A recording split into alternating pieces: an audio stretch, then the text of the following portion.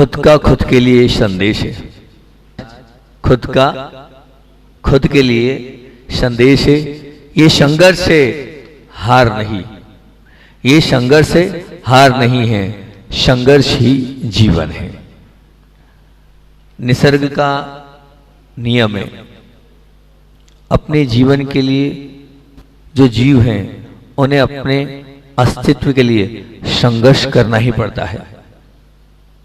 उदाहरण, थोड़ी सी कठिन भाषा में अपनी बात को रख रहा हूं, उदाहरण देकर शायद मेरी बात आप बहुत अच्छे समझ जाएंगे। तो उदाहरण, हिरण को पता है कल सुबह उठकर मुझे शिकार होने से बचना है, मुझे मृत्यु से बचना है, तो मुझे दौड़ना होगा। शेर को पता है मुझे भूख से नहीं मरना है, तो मुझे हिरण से तेज दौड़कर उसका शिकार करना होगा। इसी प्रकार हर कोई सुबह उठकर अपनी जिंदगी की दौड़ लगा रहा है। हर जीव जीने के लिए अपने स्तर पर संघर्ष कर रहा है। अब प्राणियों में या पशुओं में और हम में अंतर इतना ही है, वो अपने अस्तित्व के लिए दौड़ लगा रहे हैं और हम लगभग हम दूसरों को नीचे दिखाने के लिए दौड़ लगा रहे हैं। स्वयं विचार करना, हम किस लिए दौड़ रहे हैं। स्वयं के लिए एक प्रश्न छोड़ रहा हूं, क्योंकि खुद के लिए खुद का संदेश देने की बात से आज मैंने अपनी बात को शुरुआत करी। तो आज का संदेश ये दे रहा हूं कि आप विचार करना, आप किसके लिए दौड़ रहे हैं। ये जो बात बोल रहा हूं, ये बहुत अंदर की बात बोल रहा हूं। थोड़ा चिंतन करना, हम किस लिए दौड़ रहे हैं। तो निश्चित दो लाइनें बहुत सुंदर, अगर ये तो नहीं है आपके जीवन, अगर ये तो ठीक नहीं है। अगर हम दूसरों को गिराकर उठें, अगर हम दूसरों को गिराकर उठें तो तुम उठकर भी गिरे हुए हो। अगर हम दूसरों को गिराकर उठें तो निश्चित मान के चलना कि तो तुम उठकर भी गिरे हो। अब आप क्या कर रहे हो, ये विशेष बात है। अगर आप सचमुच में दौड़ रहे हो तो किस लिए दौड़ रहे हो, इस विषय पर विशेष ध्यान देना। और कल के प्रवचन में से एक विशेष बिंदु भैया जी ने निकाला, बहुत सुंदर सा बिंदु निकाला। और कल जो मैंने कहा था कि अचाई श्री जी, क्या कहा था बिंदु, कि अचाई श्री जी ने कहा था ना कि ध्यान रखना कि ऐसा ना हो कि उत्तर गुण के चक्कर में मूल गुण ना छूट जाए। कि ध्यान रखना ऐसा ना हो कि उत्तर गुण के चक्कर में मूल गुण ना छूट जाए। मूल गुण पहले और उत्तर गुण बाद में। निश्चित हम क्या करते हैं, जो हमारे करने योग्य कार्य हैं, हम उन कार्यों को, उन कर्तव्यों को, उन जिम्मेदारियों को भूल जाते हैं। और जो नहीं करने योग्य कार्य, उनमें हमारा ज्यादा ध्यान चला जाता है। नहीं, मैंने पिछली बार आप लोगों से एक बात बोली थी और दो बहनों ने, वो कागज कहाँ चले गए मुझे नहीं पता, वो दो कागज रखे तो यहीं थे, अब वो देखने पड़ेंगे। दो कागज थे बहुत सुंदर से, और उन कागजों में मैंने कहा था कि आप अपनी जिम्मेदारियां लिखो, आप अपने कर्तव्य लिखो।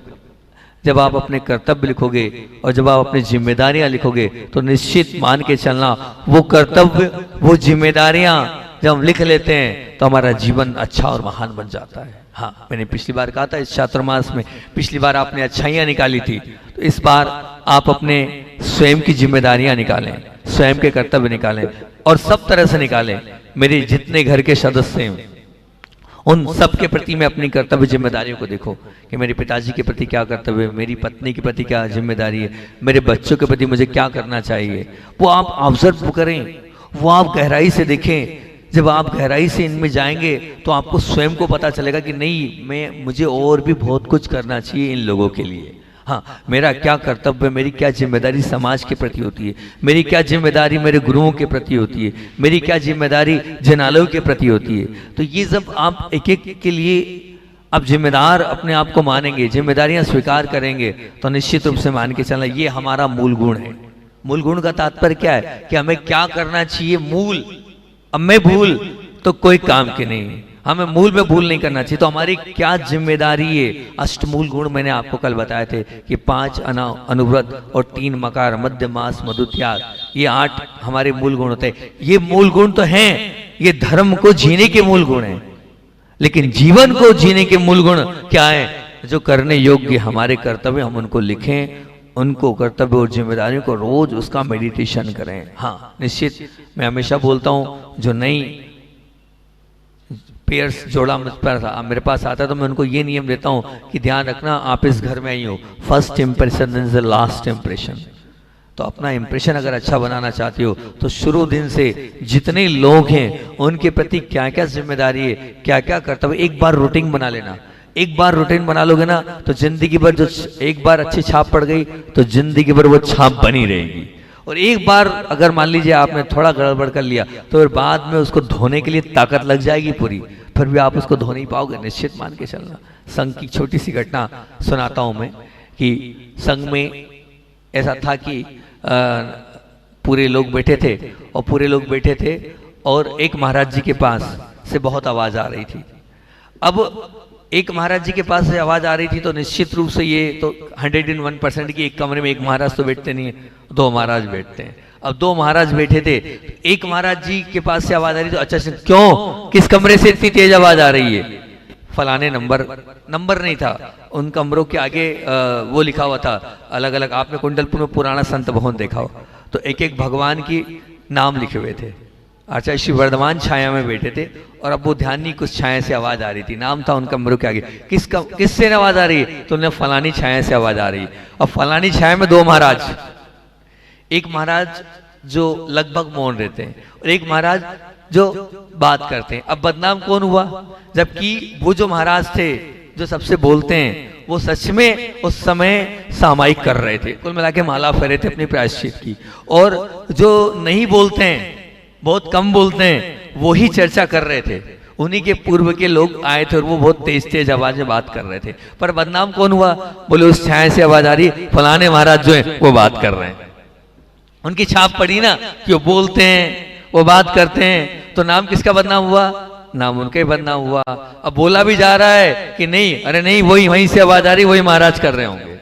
और वो जो महाराज जो कर रहे थे, क्योंकि उनकी छाप क्या पड़ी है? वो बोलते नहीं, वो बात नहीं करते हैं। तो जो इंप्रेशन उनका बना था उस इंप्रेशन से वो बच गए, उस इंप्रेशन से वो बच गए। तो मैं आपसे यही कह रहा हूं कि आपका फर्स्ट इंप्रेशन जो रहता है वो आगे तक काम आता है, लास्ट तक काम आता है। तो आप ऐसा इंप्रेशन मत दो, अपने कर्तव्यों को और अपनी जिम्मेदारियों को समझो।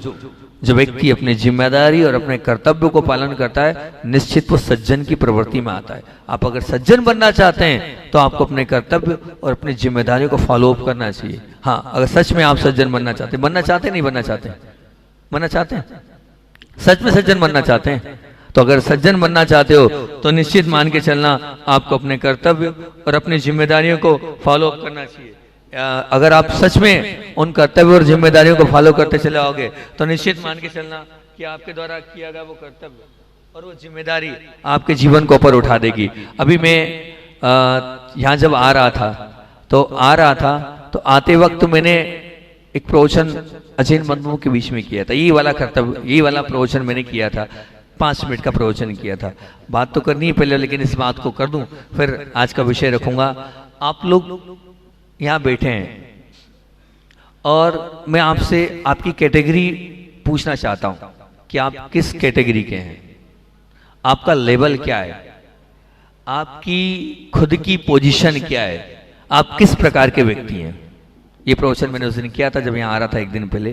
तो आप किस प्रकार के व्यक्ति हैं, आप से पूछना चाहूंगा। और आप क्या उस प्रकार के व्यक्तित्व के विषय में आप चिंतन करेंगे? हैं? मैं सबसे पूछूंगा बाद में, जैसे आजकल मैं पूछता हूं ना, क्यों स्टेटस लगा कि नहीं लगा, ऐसे मैं बाद में पूछूंगा क्यों तुम किस प्रकार के व्यक्ति हो। तो देखना किस प्रकार के व्यक्ति हो, तो किस प्रकार की व्यक्तित्व के तात्पर्य व्यक्ति वो बुद्धि से जाना जाता है। तो आपकी बुद्धि किस प्रकार की है, आपकी बुद्धि किस प्रकार की है? तो कहते हैं 5 प्रकार की बुद्धियां होती है। पहली बुद्धि जो मेरा फेवरेट मंत्र आपने पूजन में लिख रहा है, कल्याण बुद्धि। अरे मुझे खुश कर दिया आपने मेरे मंत्र को लिख के। मैंने तुरंत मंत्री महोदय को बुलाया, मैंने कहा वो जो लिखा है ना वो हमारे जहां हम बैठे वहां चिपका देना ताकि मुझे भी याद आता रहे। इसमें भी क्या है? कल्याण है।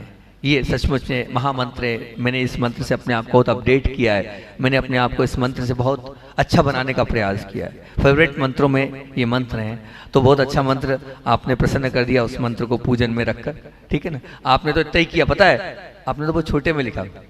जब अभी हम राजपुर में जब आगवानी हो रही थी ना, तो राजपुर में इतना बड़ा, ये छोटा सा पोस्टर है, इतना बड़ा पोस्टर उन्होंने तैयार किया था, और आगे स्वागत में उन्हें अर्घ नहीं चढ़ाया, उसी को हमारे को दिखाया। मैंने कहा बहुत अच्छी बात है, जो जो चाहता है उसको वो दे दो तो खुश हो जाता है। मैंने कहा ये हमें इस प्रकार से खुश कर रहे हैं, बहुत अच्छी बात है। हाँ, लोग आजकल फड़गान में इसमें भी कल्याण है, बहुत अच्छी बात है कि अगर ये है तो सुंदर सी बात है कि। तो मैं आपसे यही पूछना चाहता हूं कि आप किस प्रकार के व्यक्ति हैं। तो सबसे पहले आप व्यक्ति को पहचानने का सबसे अच्छा तरीका कि उसकी बुद्धि कैसी है, उसकी बुद्धि से उस व्यक्ति की पहचान होगी। तो पहली बुद्धि कल्याण बुद्धि। कल्याण बुद्धि का तात्पर्य क्या है? कल्याण बुद्धि किसे कहते हैं? बोले स्व पर का विचार करने वाली जो बुद्धि होती है उसका नाम होता है कल्याण बुद्धि। स्व का और पर का जो विचार करती है वो कैसी बुद्धि होती है? कल्याण बुद्धि होती है। अर्थात हित को सुरक्षित करने के लिए सुख छोड़ना पड़े तो हम क्या करेंगे? सुख छोड़ने के क्या करेंगे? हित को सुरक्षित करना है, क्योंकि हमें हित चाहिए, हित का मार्ग चाहिए। जब हित का मार्ग चाहिए तो हित के मार्ग में अगर मान लीजिए सुख छोड़ना पड़े तो हम सुख छोड़ सकते हैं, दुख झेलने को तैयार हैं निश्चित रूप से, लेकिन हम हित को सुरक्षित रखेंगे। वो कहलाती कल्याण बुद्धि। और उस कल्याण बुद्धि का जो मालिक है उसको मैंने उस दिन कहा था संत की श्रेणी में। काय की श्रेणी में? संत की श्रेणी। बोलिए कल्याण बुद्धि। कल्याण बुद्धि का तात्पर्य क्या आएगा? जो हित को सुरक्षित रखने के लिए दुख के साथ भी अपने जीवन को जी ले, वो कल्याण बुद्धि कहलाती है। और जो कल्याण बुद्धि का मालिक है वो संत की श्रेणी में। अपने आप को पकड़ना आपकी श्रेणी में। दूसरा, अभी जिस पे चर्चा चली इसलिए मुझे वो याद आ गया, इसलिए मैंने अपनी डायरी खोल दी। बहुत पुराना चिंतन है ये मेरा। ये चिंतन कब का है पता है? आज का नहीं है, लगभग 20-22 साल पुराना चिंतन आपके बीच में ये दे रहा हूं मैं। दूसरी बुद्धि कर्तव्य बुद्धि। हाँ, उसकी अक्षर ही मिट चुके हैं मेरे चिंतन के, देखो अक्षर ही मिट गए, है ना। तो दूसरी ये जब मैं जगदलपुर बिहार कर रहा था तब का चिंतन है। दूसरी कर्तव्य बुद्धि। व्यक्ति स्वयं जिस स्थान पर है और व्यक्ति की अपनी जो कक्षा है उस स्थान पर, उस कक्षा के अनुसार जो जो कर्तव्य होता है उस कर्तव्य का पालन अगर वो सज्जनता से कर रहा है तो कर्तव्य बुद्धि। हाँ, आप जिस लेवल पे हैं, आप स्टूडेंट्स लाइफ में तो आपका अभी कर्तव्य क्या है? पढ़ना।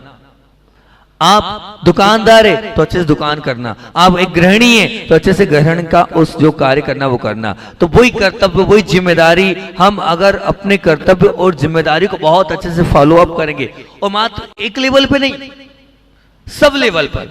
सब लेवल का तात्पर्य होता है, आचार्य कहते हैं ऑलराउंडर बनो।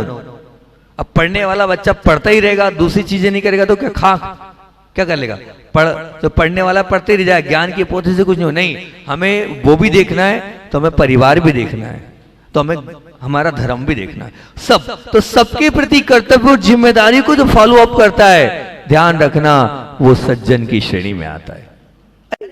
निश्चित है, जो अपने कर्तव्यों को पालन कर रहा है, जो अपनी जिम्मेदारियों को फॉलो अप कर रहा है, दुनिया बाद में उसके जाने के बाद भी यही बोले कि बहुत अच्छा व्यक्ति था वो, सचमुच में सज्जन व्यक्ति था वो। तो आप अगर सज्जन की श्रेणी में आने चाहते हैं तो अपने कर्तव्यों को करते चलें। आप अगर कर्तव्यों को करते चलेंगे तो आप निश्चित सज्जन की श्रेणी में जाएंगे। अपने आप को टटोलना, अपने आप को देखना, आपकी बुद्धि कौन सी है और आप किस श्रेणी के व्यक्ति हैं। ठीक। दो, तीसरी एक कर्म की बुद्धि। कर्म की बुद्धि मतलब एक ही कार्य को जब हम बार बार करते चले जाते हैं तो उस कार्य में हम दक्ष हो जाते हैं, और दक्ष हो जाते हैं तो निश्चित कर्म की बुद्धि होती है। तो लोग उसे कहते हैं वेरी गुड, बहुत होशियार बंदा है ये, ऐसे बोलते हैं ना, बहुत इंटेलिजेंट है ये। क्यों इंटेलिजेंट है? ये इंटेलिजेंट था नहीं, ये इंटेलिजेंट हो गया। क्यों? बार बार कार्य को करते हैं, उस कार्य में हम दक्ष हो जाते हैं। जब दक्ष हो जाते हैं तो निश्चित रूप से उस कार्य में हम होशियार बन जाते हैं। तो आप जिस कार्य को कर रहे हो, अगर तल्लीनता से कर रहे हो, अंदर से कर रहे हो, मनोभाव से कर रहे हो, तो आप होशियार बन जाओगे। और आप होशियार बनना सब चाहते हो, बस मन लगाकर आप उस कार्य को, एक बार में आप होशियार नहीं बनने वाले, बार बार करना होगा तब होशियार बनोगे। ध्यान रखना, एक बार हम बनाने गए कुछ चीज को और नहीं बनी तो फिर नहीं, ध्यान रखना, एक बार के प्रयास से नहीं, हमें बार बार प्रयास करेंगे तब हम इंटेलिजेंट की और होशियार की श्रेणी में आएंगे। और चौथे नंबर की बात है कुंठित बुद्धि। कुंठित बुद्धि, कुंठित बुद्धि मतलब कैसे होती है कुंठित बुद्धि? कार्य को हमने प्रारंभ किया और इच्छित सफलता न मिलने पर फिर हमने परेशान हो गए, हताश हो गए और फिर हमने क्या कर लिया, दूसरा काम पकड़ लिया। फिर क्या किया कि अब वो भी हुआ नहीं, फिर तीसरा काम पकड़ लिया। मतलब क्या हुआ, जिंदगी भरी कभी ये तो कभी वो तो कभी वो। तो जो कुंठित बुद्धि वाले होते हैं, निश्चित मान के चलना, जो एक जगह स्थिर नहीं होते हैं, जो अधीर होते हैं, जो धैर्यवान नहीं होते हैं, जो स्थिर नहीं होते हैं, वो कुंठित बुद्धि के मालिक होते हैं। और वो व्यक्ति, मैं उसकी श्रेणी बोलूं तो हताशा की श्रेणी में जाता है, क्योंकि जीवन में वो हताश ही होता है, कभी कुछ पा ही नहीं पाता है, पाने का प्रयास भी करता है लेकिन वो पाते पाते पा नहीं पाता है। तो कहीं ऐसा ना हो कि आप हताशा की श्रेणी में, हताशा की श्रेणी में तो नहीं है, नहीं मैं नहीं चाहता आप हताशा की श्रेणी में बनो, कुंठित बुद्धि के मालिक नहीं बनना। और पांचवी और अंतिम बुद्धि, कुपित बुद्धि। कुपित बुद्धि का तात्पर्य क्या है? यहाँ बहुत सारे लोगों की कुपित बुद्धि है, लगभग 70% लोगों की कुपित बुद्धि है। कुपित मतलब छोटी छोटी बात को लेकर बुरा मान जाना, उसने मुझसे ऐसा बोल दिया, मेरी इज्जत नहीं करते हैं, मुझे मेरे साथ अच्छा व्यवहार नहीं करते, जरा जरा सी बात को लेकर तनावग्रस्त हो जाना, जरा जरा सी बात को लेकर उग्रता वाला व्यवहार करना, कठोरता वाला व्यवहार करना, वाणी में कर्कशता ले आना, ये सब जो चीजें कुपित बुद्धि वाले। और जो व्यक्ति कुपित बुद्धि वाला होता है ना, उसके पास ना तो कोई बैठना चाहता है, ना उससे कोई बोलना चाहता है, ना उसके साथ कोई व्यवहार करना चाहता है। तो मैं ये भी नहीं चाहता कि आप कुपित बुद्धि के मालिक बनो, क्योंकि अगर आप कुपित बुद्धि के मालिक बने तो निश्चित रूप से एक बात ध्यान रखना, आपकी श्रेणी काय में आएगी? काय में आएगी? अप्रिय में। काय में आएगी? अप्रिय की श्रेणी में आओगे। जो कुपित बुद्धि का मालिक होगा, जो दिन रात चिड़चिड़पन करेगा, जो हमेशा गुस्से में रहेगा, जो हमेशा अपनी जवाब में क्या कठोरता और कर्कशता लाएगा, वो कुपित बुद्धि का मालिक है। और जो कुपित बुद्धि का मालिक है उसको मैंने रखा है अप्रिय श्रेणी में। काय में रखा है? अप्रिय श्रेणी में रखा है। कहीं ऐसा तो नहीं है कि आप अप्रिय श्रेणी में आ रहे हैं, नहीं भैया, हमें अप्रिय श्रेणी में भी नहीं आना है। निश्चित ध्यान रखना, मैंने आपको 5 प्रकार की बुद्धि बताई है और 5 प्रकार की श्रेणी बताई है। पहली बुद्धि बताई है कल्याण बुद्धि, दूसरी कर्तव्य बुद्धि, तीसरी कार्मिकी बुद्धि, चौथी कुंठित बुद्धि, पांचवी कुपित बुद्धि। ये 5 बुद्धियों के आप, अब इनमें 5 प्रकार की श्रेणी बताइए। जो कल्याण बुद्धि का मालिक है उसको संत की श्रेणी में रखा है, और जो कर्तव्य बुद्धि का मालिक है उसको सज्जन की श्रेणी में रखा है, और जो कार्मिकी बुद्धि का मालिक है उसको होशियार की श्रेणी में रखा है, जो कुंठित बुद्धि का मालिक है उसको मैंने कहा में कहा हताशा की श्रेणी में रखा है, और जो कुपित बुद्धि का मालिक है उसको मैंने अप्रिय की श्रेणी में रखा है। इसमें निश्चित मान के चलना कि जो बुद्धि, उसमें 2 बुद्धि तो बहुत सुंदर है। कौन कौन सी बुद्धि? कल्याण बुद्धि और कर्तव्य बुद्धि, क्योंकि वो सज्जन और संत बना रही। और तीसरी कार्मिकी बुद्धि है, वो भी उपादेय ग्रहण करने को, लेकिन ध्यान रखना, करने जो चोरी करने में हम होशियार बन जाएं, झूठ बोलने में हम होशियार जाएं, उसमें नहीं। ध्यान रखना, अच्छे कार्य में कार्मिकी बुद्धि भी बहुत अच्छी है, उसके लिए भी निश्चित मान के चलना आप होशियार बन सकते हैं, लेकिन अच्छे काम में होशियार। लेकिन मेरा मानना है ये 2 बुद्धि के मालिक मत बनना। कौन सी बुद्धि? कुंठित बुद्धि और कुपित बुद्धि। कुंठित बुद्धि और कुपित, इन 2 के मालिक मत बनना, क्योंकि अगर इन 2 के मालिक बन गए ये छोड़ने योग्य है। इन 2 के मालिक में हताशा की श्रेणी और अप्रिय की श्रेणी आती है। मैं नहीं चाहता कि आप अपने जीवन में हताश बनो, और मैं नहीं चाहता कि आप अपने पूरी व्यवहारिक जीवन में अप्रिय बनो। मैं तो चाहता हूं आप सबके प्रिय बनो। वंस मोर बोले आपके लिए, आपके जाने के बाद भी पूरी दुनिया आपको क्या करे? याद करे कि नहीं सच में सम्यक भाई बहुत अच्छे थे। यहाँ नहीं है अभी हाल, बाहर चले गए हैं कहाँ खरीदी करने के लिए, तो अभी नहीं है, लेकिन वो बहुत अच्छे थे।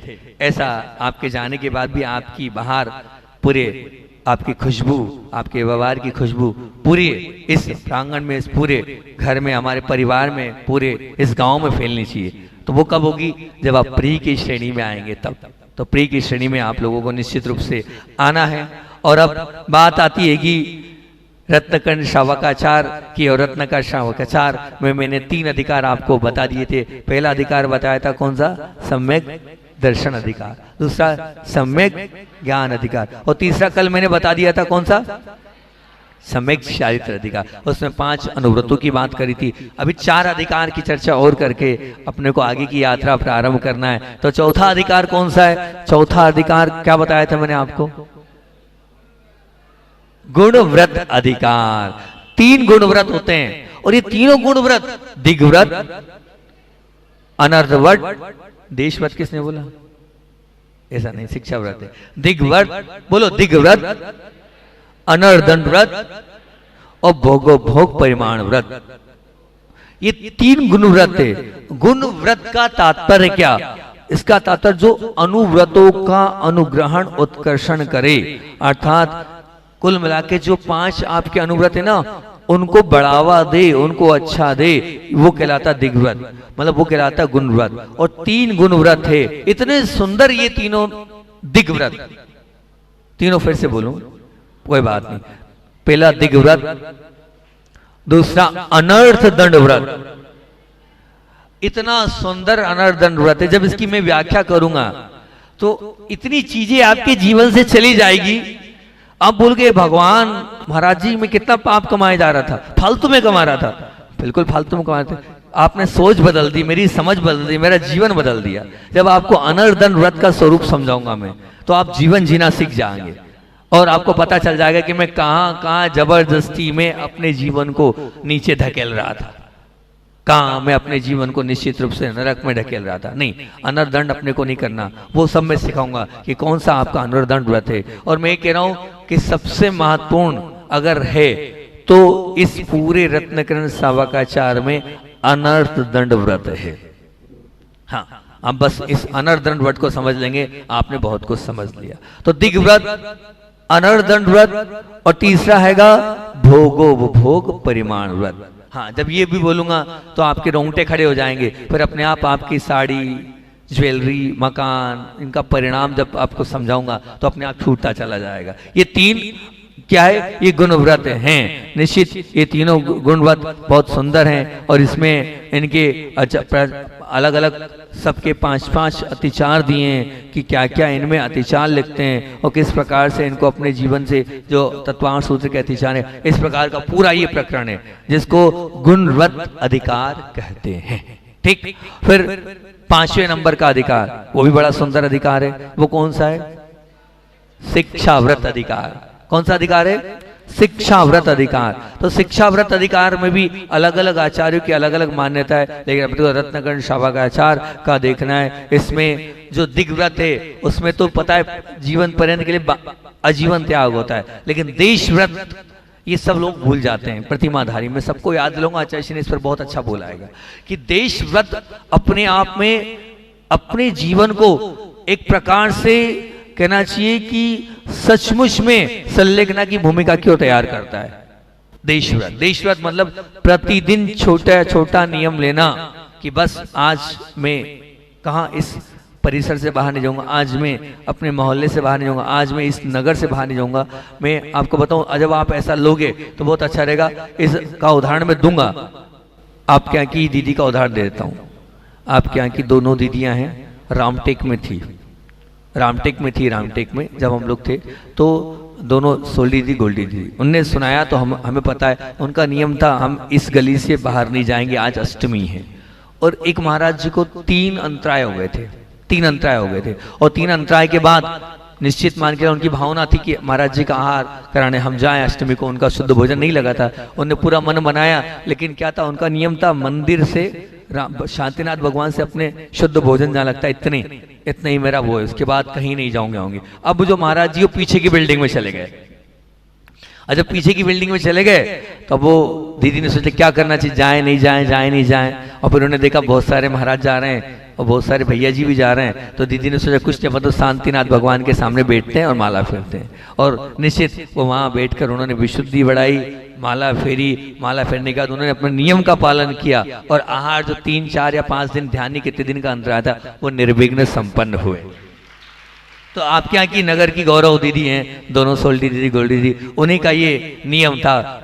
मुझे पता चला तो मैंने आपको दिया। ऐसे बहुत सुंदर सा मैं आपको बनाना चाहूंगा। और आप निश्चित मान के प्रतिमा लें चाहे नहीं लें, हमने प्रतिमा नहीं दिलाऊंगा किसी को भी, मैं इस पूरे ग्रंथ में प्रतिमा के लिए कोई प्रेशर नहीं करूंगा, लेकिन इतना जरूर है कि आपको छोटे छोटे नियम से जोड़कर आपके जीवन को अच्छा जरूर बना दूंगा। हाँ, निश्चित मान के चलना। जब ये युवा वर्ग 4 महीने के लिए शुद्ध भोजन कर सकता है, जब युवा वर्ग रात को बोतल ला सकता है कुएं के पानी की रात को पीने के लिए, तो आप लोग तो सच में बहुत कुछ अच्छे बन सकते हो। आपके हाथ में बहुत कुछ अच्छा बनना। तो देश व्रत, और इसमें पहला देशावसिक, दूसरा है सामायिक। सामायिक कैसे होती है, क्या होती है, सामायिक में क्या करना चाहिए, अभी यही नहीं पता कैसे होती है, क्या होता है, क्या करना चाहिए, वो आपको पूरा इसमें बताऊंगा। पुरुषोदोपवास, इसको आपके बीच में रखेंगे। और चौथा वैयावृत्ति। यहाँ पर वैयावृत्ति मात्र आपने हाथ पैर दबाना मान रखा है, मैं इसमें पूरा खोलूंगा कि वैयावृत्ति क्या होती है, किसको वैयावृत्ति बोलते हैं। यहाँ वैयावृत्ति बोलिए, और इसको 2 प्रकार से बोलते हैं, अतिथि संविभाग व्रत बोल दो या वैयावृत्ति बोल दो। तो ये 4 शिक्षा व्रत एक बार याद कर लो।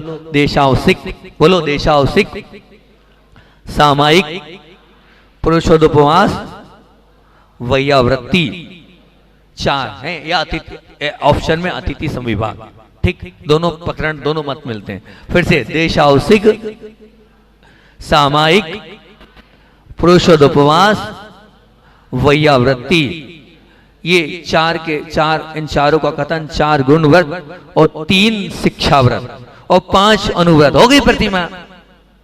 5 अनुव्रत कौन से, जो कल माँ ने बताए थे। 3 शिक्षा व्रत, 3 शिक्षा तो अभी बताए ना हमने, कौन कौन से 3 शिक्षा व्रत बताए भ्याल। दिग्व्रत, अनर्थ व्रत और भोगोपभोग परिमाण व्रत, ये 3, ठीक है ना। और 4 शिक्षा व्रत, देशावसिक, सामायिक, पुरुषोदोपवास, वैयावृत्ति या अतिथि संविभाग, दोनों, मतलब दोनों मत मिलते हैं। आप अब क्योंकि कारण ये है कि जब शिक्षा व्रत में यहाँ पर बात करते हैं तो अलग अलग ग्रंथ करना वैयावृत्ति के अंतर्गत ही कहा जाता है, क्योंकि आहार दान करना दान भी है और एक प्रकार से वैयावृत्ति भी है। ये निश्चित मान के चलना, दोनों चीजें इसमें आती चले जाएगी। और 6वां अधिकार क्या है, 6वां अधिकार सबको पढ़ना है, एक भी आत्मा को छोड़ना नहीं। 6वां अधिकार ध्यान रखना, हाँ बहुत सुंदर अधिकार है, सल्लेखना अधिकार, क्योंकि हमें सबको जीवन का अंत सुधारना है।